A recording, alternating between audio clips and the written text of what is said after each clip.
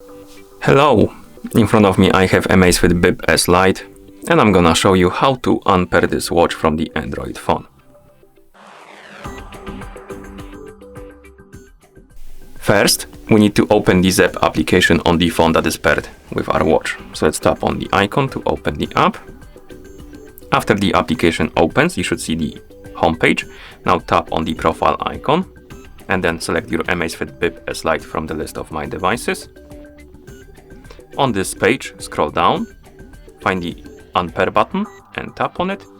Then tap on the Unpair button, tap on Unpair again and wait.